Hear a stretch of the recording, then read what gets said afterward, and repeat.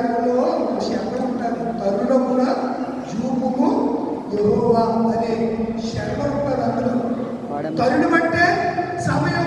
ఈ సమయమున యెహోవా ఈ కుమారుని యేసుక్రీస్తు శిలువ శ్రమలను నువ్వు చూడు అని చెప్పి ఈ సమయం, ఈ తరుణం దేవుడు ఒక సమయంలో చూడడానికి రాబోతున్నాడు. ఏదో ఒక సమయాన్ని ఖచ్చితంగా చూడడానికి రాబోతున్నాడు. తప్పనిసరిగా ఆయన చూస్తున్న దేవుడు కనుక ప్రియమైన దేవుడు పిల్లలారా, ఆపర్చునిటీని శత్రుడు ఎలా ఉపయోగించుకున్నాడు? ఒక నిరపరాధిని రక్షించడానికి ఉపయోగించుకున్నాడు. దావీదు తన ఆపర్చునిటీని ఎలా ఉపయోగించుకున్నాడు?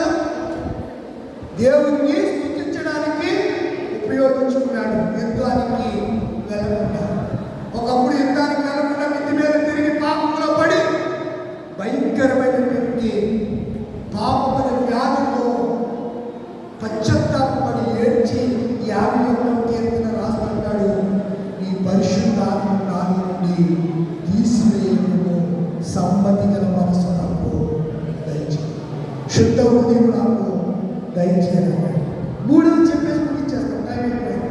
మూడవ పాయింట్ లూకాసు వార్తలోకి వచ్చేది. మొదటిగా మనము దావీదుకు ఇచ్చిన ఆపర్చునిటీ ఎలా వాడాడు చెప్పట్రా? దేవుడిని స్తుతించిన మాట కూడా వాడాడు.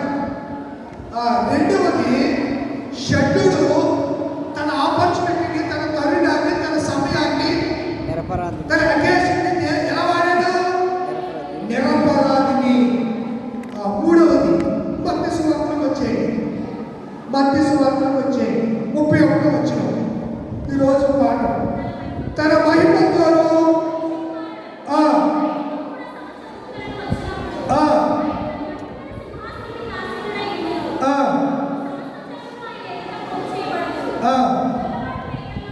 గొల్లవాడు మేకల్లో ఉంటే ఇక్కడ 2 జంతువులు కనపడుతున్నాయి. ఒకటి మేక. మేక వేరు, గొర్రె వేరు కదా. మేక స్వభావం వేరు, గొర్రె స్వభావం వేరు కదా. వివరించడానికి టైం లేదు కదా, అందుకే ముందుకు వెళ్ళిపోదాం, అవకాశం లేదు. గొల్లవాడు మేకలను గొర్రెలను వేరుపరిచి ఆయన వారిని వేరుపరిచి గొర్రెలు ఏ పక్క నిలబడతాడంట? కుడివైపున. ఎడమ వైపున.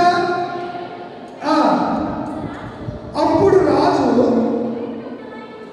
ఎవరు చూశాడంట? చూస్తున్నాడా లేదా? అవకాశం కోసం దేవుడు చూశాడు. చూచి అంటున్నాడు, ఈ కుడివైపున నిలబడిన వారిని చూచి ఎవరితో ఆశ్రయించబడ్డారు?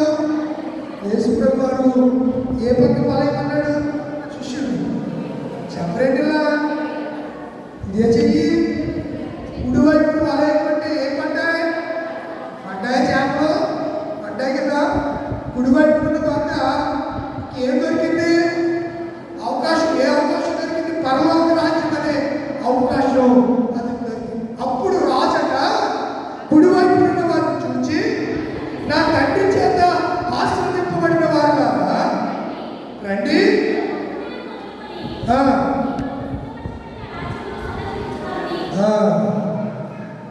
తరుణమిదే, తరుణమిదే, పాపికి తరుణం చేసే మాట.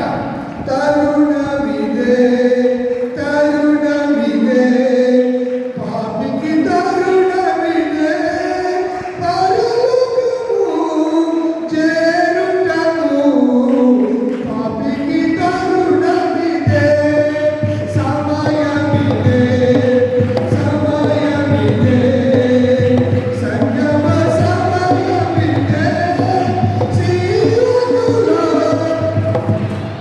అందుకొచ్చి మాట. సంగమ సమయమిదే, సీయోనులో చేరుటకు సంగమ సమయమిదే, సమయమిదే, సమయమిదే, సంగమ సమయమిదే, సీయోనులో చేరుటకు సంగమ సమయమిదే, నిలువు సాధ్యముకై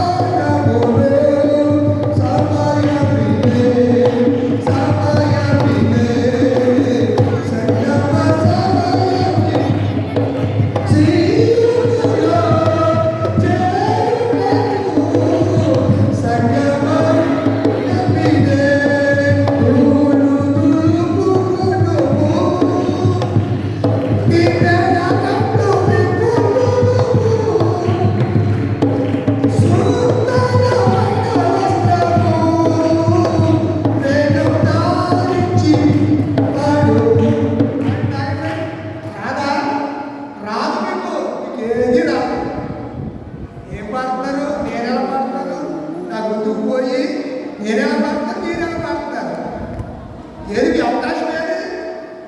ఏ సబ్సిడీ చేసుకుంటే మీ అవకాశం లేదు. పాడడానికి అవకాశం వచ్చినప్పుడు పాడాల్సిన బిగ్గరగా ప్రభుని స్తుతించాలి. సమయం ఇదే సంగమా, ఎన్ని సంగమా, సియోనులో చేరడానికి, పరలోకం వెళ్ళడానికి దేవుడిచ్చిన ఆపర్చునిటీ తరుణాన్ని పోగొట్టుకుంటే మించిన తరుణం మరలా వస్తుందో రాదో తెలియదు. తరుణం ఉండగానే, సమయం ఉండగానే ఏం చేయాలి? దేవుడి సన్నిధికి చేరాలి. చివరిగా ఈ మాట చెప్పి ముగిస్తాను. యేసు ప్రభు గారు అంటున్నమాట, నేను స్వతంత్రించుకోండి ఎవరితో అన్నాడు ఆయన? వెంటనే మేకలు ఉంటాయా? అసలు ఈ మేకలు ఉన్నాయి ఇక్కడ. ఎలా ఉంటాయి? మేక మొదలెట్టి ఏమంటున్నాయో చూడండి.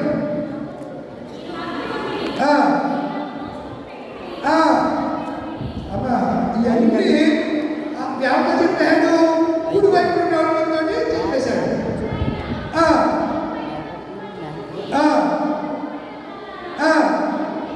నన్ను గురించి అపవాదికి, ఎవరి దోతలకి?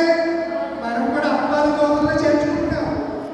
అపవాది దోతలనే చేర్చుకుంటాం. నన్ను పంపాడంటే నిజమే కావాల్సి అనుకుంటున్నాడు. దేవుడు అందరినీ పంపాడు. భూమి మీదకి దేవుడే పంపాడు. నిన్ను ఒక్కడే పంపాడు. స్పెషల్ కాదండి. నిన్నే బంగారంతో తయారు చేయలేదు ఆయన. నీకు 2 కళ్ళు ఉంటాయి, నాకు 2 కళ్ళు ఉంటాయి. అందరికీ పిలిచి కొంతమంది నేను ప్రత్యేకించబడి దాంట్లో నేను ప్రత్యేకించబడి వంద పెట్టాను. ఒట్లు బండి పట్ట వ్యవసాయంలో నాశనం అయిపోతావురా. మారు నువ్వేం ప్రత్యేకించబడిన అందరూ దేవుడు తన రక్తము చేత అందరిని కూడా ఏం చేసుకున్నాడు? ప్రత్యేకపరచుకుని వారిని ఏ పక్క నిలబెట్టాడు? కుడి వైపున నిలబెట్టాడు. ఎడమవైపు మాట్లాడారు. మాటలు చెప్తే ఎప్పుడు పరదేశం ఉంటే ఈ మాటలన్నీ ఆయన చెప్పాడు. పరదేశంలో చూసి నేను చేర్చుకోమని వాళ్ళు చెప్తే ఇవన్నీ కూడా మీరు ఎప్పుడు చేయలేదు. అందుకు రాజు మిక్కులైన అరుపులైన ఈ నా సహోదరుల్లో ఒకరికి మీరు చేసిందని కనుక నాకును చేసింది అని మీతో చెప్పింది. వారితో నేను అప్పుడు ఆయన ఎడవైపు వారిని చూచి ఈ మాట చెప్తే 42వ వచనం, ఆకలి కొట్టిని మీరు నాకు ఎవరన్నా మన ఇంటికి వచ్చినప్పుడు భవతి విఖ్యాతే అని అడిగితే ఇంట్లో ఉంటే పెట్టండి, లేకపోతే పత్తికి వెళ్ళండి చెప్పండి. ముందు కూడా పెట్టలేదని రోడ్డు దగ్గర కూడి తీసేస్తాడు ఆయన. ముందు కూడా పెట్టకపోతే రోడ్డు దగ్గర కూడి తీసేస్తాడు. ఎప్పుడు ఆకలి కొట్టి భోజనం ఈ ఎడవై తెలియదు మేకల మందకే. ఈ ఎడవైపున్న గొర్రెలకు మేకలకి తెలియలేదు. యేసుప్రభు ఎలా వచ్చారు? వస్త్రహీనుడిగా వచ్చాడంట, ఆకలితో వచ్చాడంట, పరదేశంగా వచ్చాడంట, దిగంబరిగా వచ్చాడంట, రోగిగా వచ్చాడంట, చెరసాలలో వేయబడ్డాడంట. ఈ కుడివైపు కూడా అందరూ కూడా వచ్చి చెరసాలలో ఉన్నప్పుడు కూడా పరామర్శిస్తే ఈ మేకలంతా ఒక్క రోజు కూడా ఎవరో వెళ్ళి పరామర్శించలేదు. ఎవడో ఒక నిరపరాధి చెల్లేదంటే కనీసం తలక్రింద కూడా వెళ్ళనటువంటి దౌర్భాగ్యమైనటువంటి పరిస్థితి నేటి క్రైస్తవ సంఘాల్లో దాపురించుకునేవారు. ఇలాంటి వాళ్ళు అందరినీ యేసయ్య అన్నాడు, నేను అనలేదు. శపించబడిన వారులాగా మీ కొరకు ఏం సిద్ధపరిచారో నిత్య అగ్ని. ఇప్పుడు గ్యాస్ బండ కదా మొదలైంది.